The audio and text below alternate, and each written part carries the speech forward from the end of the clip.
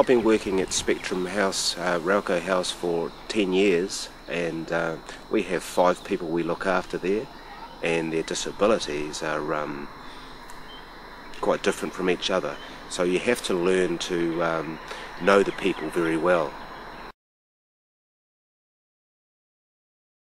We're working on giving them as much choice and enabling them as much as possible so they can choose which breakfast they want, and even coaching them in how to make it, like cooking eggs, or even it comes down to basic cereals or counting wheat bix, those sort of things. And then we help them from then on with their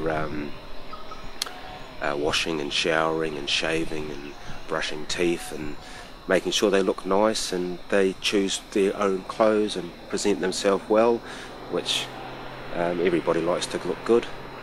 And then we look at what their daily activity is going to be, what's going on, if there's going to be an involvement with going to visit family or going to an activity centre or off to the movies or having a lovely walk along the beach, which a lot of other people take for granted.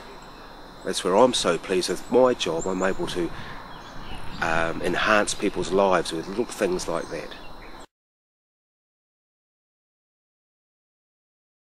I do 3 sleepovers a fortnight. Yes, and with my sleepover, I generally do a shift prior to that, a 7 till 3, and then from 3 o'clock I do a 3 to 11 sleepover, which means from 11 o'clock I go on to an allowance. We have people with Asperger's syndrome or Down syndrome, or some are a bit more complex than that, and they end up having little problems where I will have to resolve that, and I have to resolve that without them waking everybody up or sometimes upsetting the neighbours. So I've got to do that quickly and efficiently, and I've become quite good at that. But then there can be a person can wake up that feels ill or requires some medication, or requires some support with going to the toilet, or is just hungry, or just I can't sleep, you know, and wants to sit and watch TV or have a bit of a chat, or is feeling sad about missing a family or something like this. 3 times a fortnight I'm not there for them. And there has been crises happen at home, and where my wife's rung me and I says, well, I can't do anything, I can't leave, I have to be here.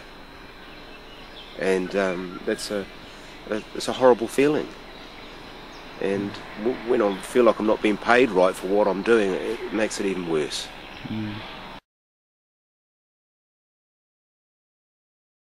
What I think I should be paid is at least the minimum wage for while I'm doing a sleepover. I understand that this sector probably couldn't afford for me to be paid my hourly rate while I'm having a sleepover, but I'd be happy if I got at least the minimum wage. You know, because I know that with kids, I've brought kids up, I couldn't employ a babysitter if I broke down my allowance, which is it's just over $5 an hour. I wouldn't be illegally allowed to do that. But here I am, in a semi-official capacity, doing my job with all the knowledge that I have of the people that I look after. It's frustrating. These people that have come out of institutions, they always seem to be at the bottom of the pile. It's a sad thing, and it's the same with the people that look after them. Are they valued? I value my job, I value what I do, but I don't think we are truly valued, and people don't really understand how stressful our job is.